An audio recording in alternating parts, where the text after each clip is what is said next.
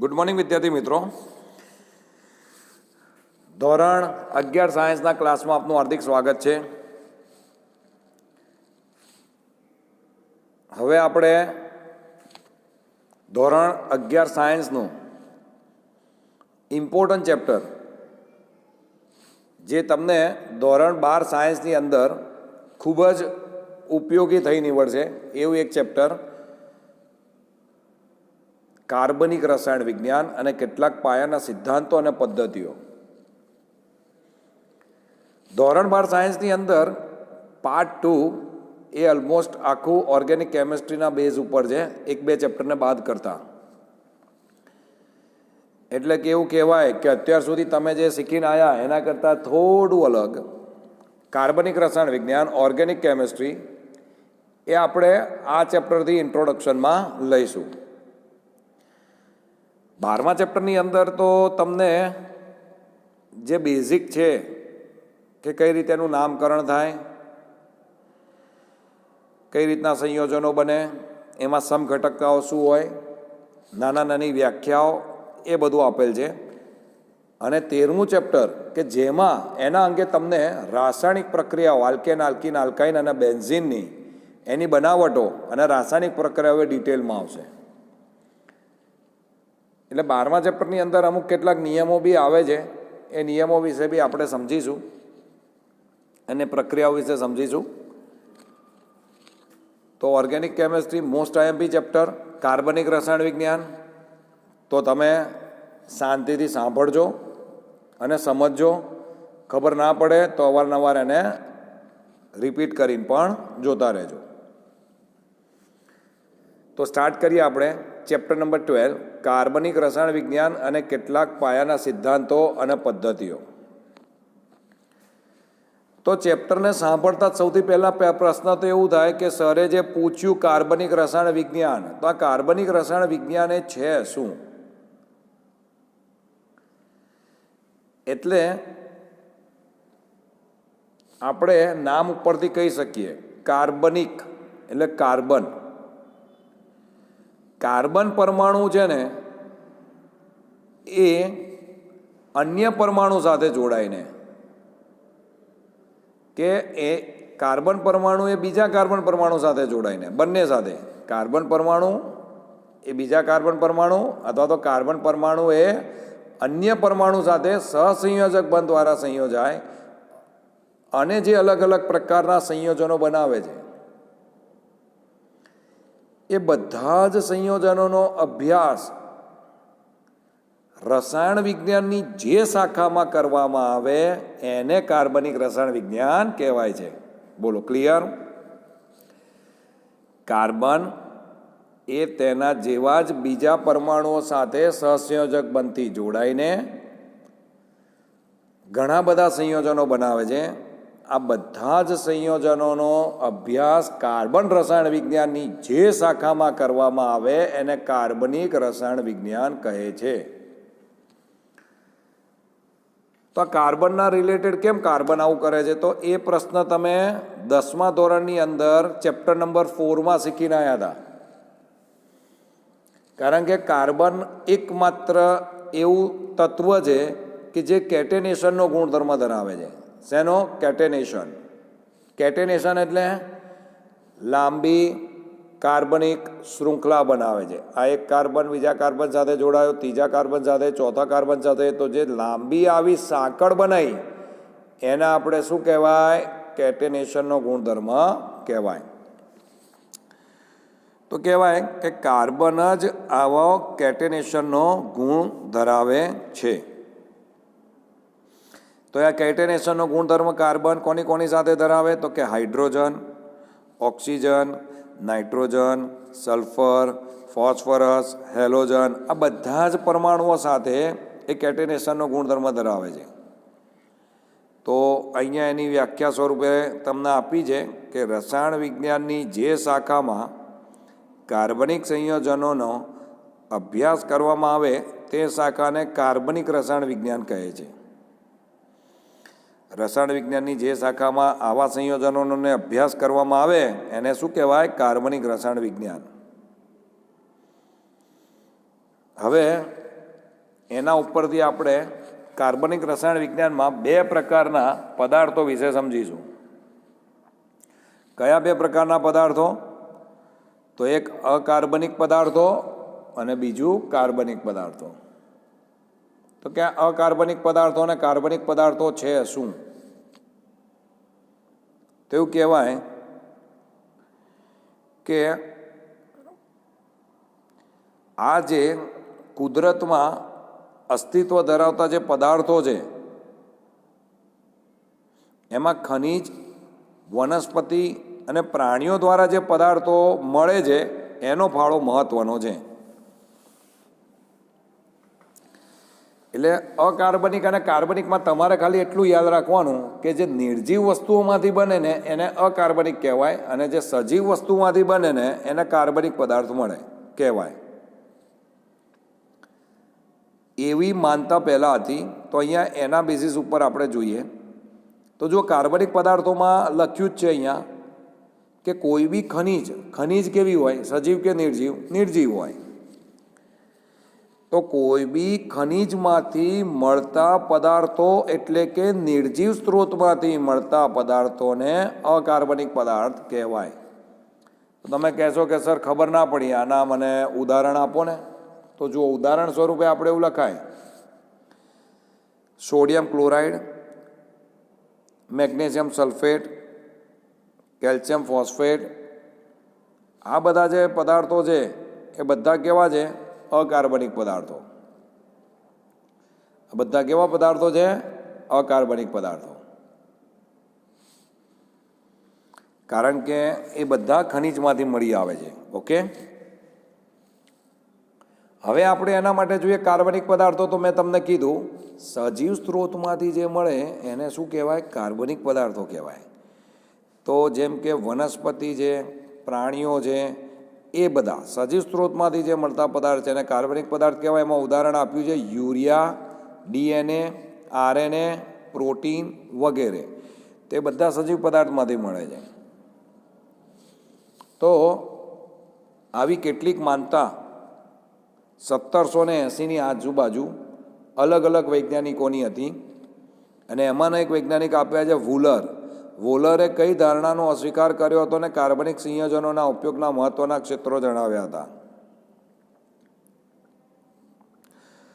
તો કહેવાય વૂલરે એ વખતે જે 200 વર્ષ જૂનું કાર્બનિક રસાયણ વિજ્ઞાન હતું એને 1780માં આ કાર્બનિક અને અકાર્બનિક રસાયણ વિજ્ઞાનને અલગ કરવાનું અથવા તો વિભેદિત કરવાનું શરૂ કરી દીધું હતું.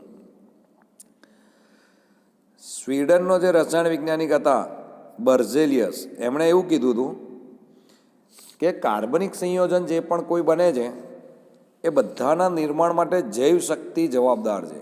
કોણ જવાબદાર છે? જૈવ શક્તિ. એટલે એ લોકોમાં કંઈક વિશિષ્ટ પ્રકારની શક્તિ હોય તો જે એમાંથી કાર્બનિક સંયોજનો બને છે. એટલે જૈવ શક્તિ એટલે સજીવોમાંથી મળતી શક્તિ, એવું બર્ઝેલિયસે કીધું હતું. પણ વૂલરે એ માન્યતા ખોટી સાબિત કરી. કેવી રીતે? તો કે યુરિયા મેં તમને કયો પદાર્થ કીધો? કાર્બનિક કીધો કે અકાર્બનિક? યુરિયા. તો કે યુરિયા એ મેં તમને કાર્બનિક પદાર્થ કીધો. અહીંયા તમને ઉદાહરણ સ્વરૂપે આપ્યું છે. આ જે યુરિયા કાર્બનિક પદાર્થ છે એ યુરિયા શેમાંથી મળે છે? તો કે સજીવ સ્ત્રોતમાંથી મળે છે. પણ વૂલરે આ જે યુરિયા છે એને અકાર્બનિક પદાર્થ એમોનિયમ સાયનેટમાંથી એનું સર્જન કર્યું, એટલે એને બનાવ્યો. અને બર્ઝેલિયસની જે અભિધારણા હતી એ અભિધારણાનો અસ્વીકાર કર્યો. કોણે? વૂલરે. શું કર્યું? તો કે કાર્બનિક સંયોજન યુરિયા એનું સંશ્લેષણ અકાર્બનિક પદાર્થમાંથી બનાવ્યું અને પછી એણે એવું કીધું કે એવું જરૂરી નથી કે કાર્બનિક પદાર્થો ફક્ત અને ફક્ત સજીવ સ્ત્રોતમાંથી જ મળે. ક્લિયર? ઓકે. તો અહીંયા જો આપ્યું છે એમોનિયમ સાયનેટ, એમાંથી યુરિયા બનાવ્યો. લખ્યું છે કોલ્બે દ્વારા થયેલા એસિટિક એસિડનું સંશ્લેષણ તથા બર્થલોટ દ્વારા થયેલા મિથેનના સંશ્લેષણમાં દર્શાવ્યું કે કાર્બનિક સંયોજનોને અકાર્બનિક સ્ત્રોતોમાંથી પ્રયોગશાળામાં સંશ્લેષિત એટલે કે બનાવી શકાય છે. એટલે કે કાર્બનિક સંયોજનોમાં જટિલ અણુઓ એટલે કે જે આનુવંશિકતા સૂચના ધરાવનાર deoxy ribonucleic acid DNA, protein કે જે આપણા રુધિર, માંસપેશી તથા ત્વચા માટે જરૂરી સંયોજનો બનાવે છે તે વગેરેનો સમાવેશ થાય છે. કપડાં છે, બળતણ છે, પોલિમર, રંગકો, દવાઓ આ બધું જ કાર્બનિક પદાર્થોમાંથી જ મળે. તદુપરાંત કાર્બનિક સંયોજનોના ઉપયોગના મહત્ત્વના ક્ષેત્રો પણ છે અને આ જે સંયોજક બંધના ઇલેક્ટ્રોનીય સિદ્ધાંતના વિકાસે કાર્બનિક રસાયણ વિજ્ઞાનને એક નવીન આકાર આપવામાં આવ્યો છે. એટલે આપણે આની અંદર બે પ્રકારના જોઈ લઈએ, કાર્બનિકના કાર્બનિક જોયા અને એની ઉપરથી કાર્બનિક સંયોજનો કોને કહેવાય, કેવી રીતે બનાવાય અને કેવો વિચાર હતો એ આપણે જોયો. હવે કાર્બનિક પદાર્થમાં મુખ્ય તત્વ કયું? સ્ટાર્ટિંગમાં જ મેં તમને કીધું કાર્બનિક પદાર્થમાં મુખ્ય તત્વ કેટેનેશનનો ગુણધર્મ કોણ ધરાવે? કાર્બન. એટલે મુખ્ય તત્વ કાર્બન. તો આપણે કાર્બનની ચતુસંયોજકતા સમજો. તમને ખબર જ છે કાર્બન એનો પરમાણુ ક્રમાંક 6 ઇલેક્ટ્રોન કઈ રીતે ગોઠવાય? 1s2 2s2 એટલે 4 ઇલેક્ટ્રોન થયા, 2px1 અને 2py1 આ એની ઇલેક્ટ્રોન રચના છે. હવે આ કાર્બન જ્યારે ઉત્તેજિત અવસ્થામાં આવે તો આ જે 2sનો એક ઇલેક્ટ્રોન છે ને એ 2pzમાં જતો રહે. એટલે શું થાય? 1s2 2s1 થઈ જાય, પછી 2px1 2py1 અને 2pz1 બને. 2px1 2py1 ને 2pz1 બને. આ કઈ અવસ્થા છે? તો કે ભૂમિ અવસ્થા. આ કઈ અવસ્થા છે? ઉત્તેજિત અવસ્થા. બરાબર. તો જો અહીંયા આપી છે ભૂમિ અવસ્થામાં 1s2 2s2 2px1 2py1 2pz0 અને આ ઉત્તેજિત અવસ્થામાં એની ઇલેક્ટ્રોન રચના મેં તમને કીધું 2sનો એક ઇલેક્ટ્રોન 2pzમાં જાય એટલે 1s2 2s1 2px1 2py1 અને 2pz1 બને. અને આ ઇલેક્ટ્રોન રચના ઉપરથી કહી શકાય કે કાર્બનિક સંયોજકતા કેટલી છે? 4 છે. કાર્બનની સંયોજકતા 4 છે.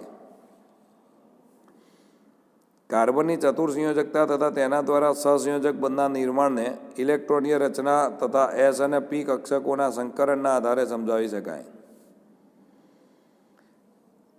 હવે આ જે ચતુર્સંયોજકતા છે એને આપણે એસ અને પી સંકરણ ઉપરથી સમજાવી શકાય. જો આ એસમાં એક ઇલેક્ટ્રોન, પીમાં 2pxમાં 2pyમાં 2pzમાં આ ચારેમાં એક ઇલેક્ટ્રોન છે એટલે કે કક્ષક પૂર્ણ નથી. એટલે આ બધામાં એક ઇલેક્ટ્રોન ઉમેરાય તો એક ઇલેક્ટ્રોન શેમાં જશે? તો કે 2sમાં જશે એટલે એમાં એસ સંકરણ થયું. અને 3 ઇલેક્ટ્રોન શેમાં જશે? તો કે 2pમાં જશે, 2px 2py 2pz એટલે આ p એવી 3 થઈ ગઈ. એટલે આ બંનેને ભેગા કરીએ તો સંકરણ કયું થઈ ગયું? sp3 સંકરણ. નામ તમે કદાચ સાંભળ્યું હશે, 4થા ચેપ્ટરમાં મેં તમને આ સંકરણ સમજાવ્યું હતું. બોલો, ક્લિયર? 4થા ચેપ્ટરની અંદર મેં આ સંકરણ તમને સમજાવ્યું હતું. sp3 sp2 અને sp એ જ વસ્તુ છે. તો કે એ આપણે સંકરણ દ્વારા આપણે એની ચતુર્સંયોજકતા સમજાવી શકાય. તો કાર્બનના કેટલાક સાદા હાઇડ્રોકાર્બન સંયોજનોમાં થતું સંકરણ બંધકોણ, અણુ આકાર, એસ લક્ષણ પી લક્ષણ એ આપણે નીચે મુજબ કહી શકીએ. જેમ કે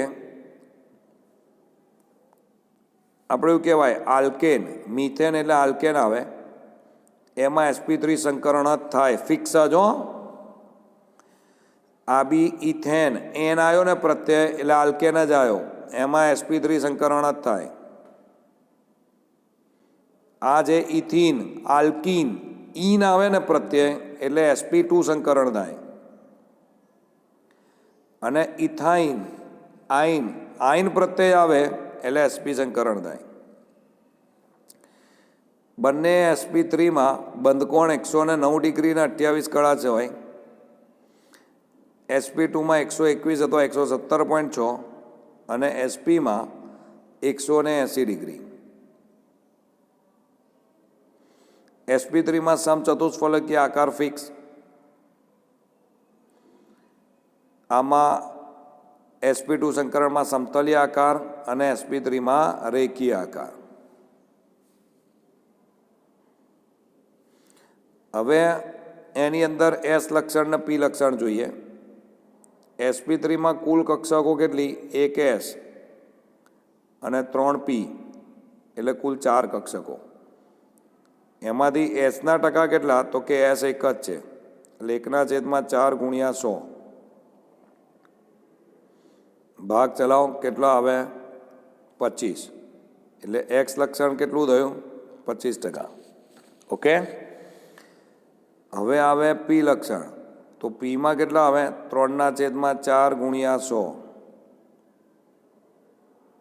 કારણ કે કુલ P કક્ષકો 3 છે ને, એટલે 3/4 કુલ કક્ષકો નીચે મૂકી એટલે 25 તરી 75%.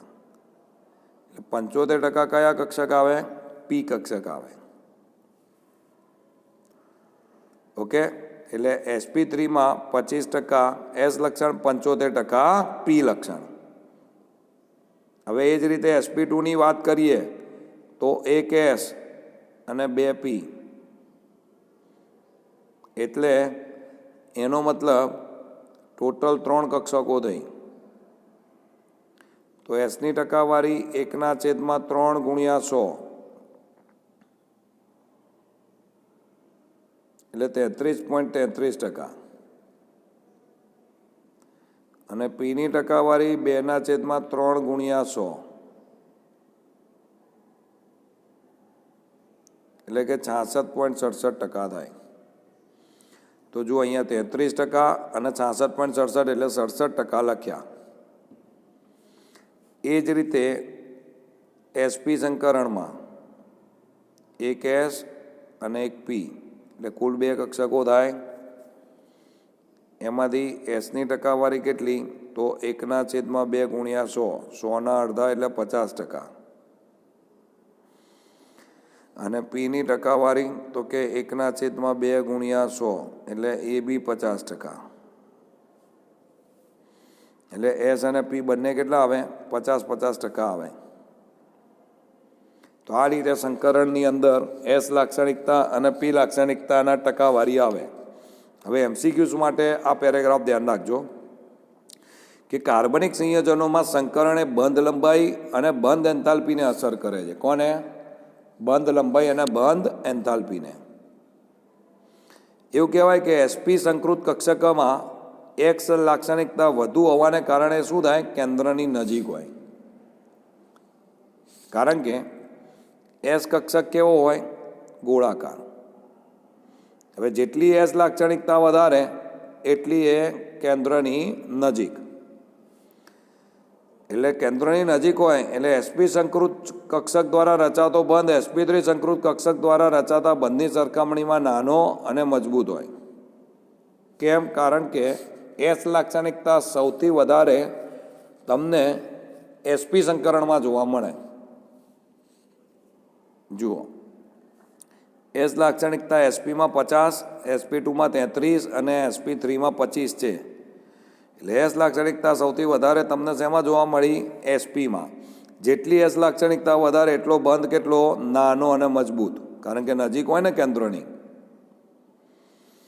એટલે sp2 સંકૃત કક્ષક તો કે બેની વચ્ચે આવે, sp ને sp3ની વચ્ચે આવે. અને એની બંધ લંબાઈ અને એન્થાલ્પી પણ એમની વચ્ચે હોય. હવે આ જે સંકરણ છે એ સંકરણનો જે ફેરફાર થાય છે sp3થી sp2 અને sp2થી sp, એ કાર્બનની વિદ્યુત ઋણતાને અસર કરે છે. એટલે કે એસ લાક્ષણિકતા જેમ જેમ વધે એમ કાર્બનની વિદ્યુત ઋણતા વધે, અને sp સંકૃત કક્ષકમાં એસ લાક્ષણિકતા 50% છે, એટલે એની વિદ્યુત ઋણતા sp2 ને sp3 કરતાં વધારે છે. અને એનો વિદ્યુત ઋણતાની અસર એના ભૌતિક અને રાસાયણિક ગુણધર્મો ઉપર પડે.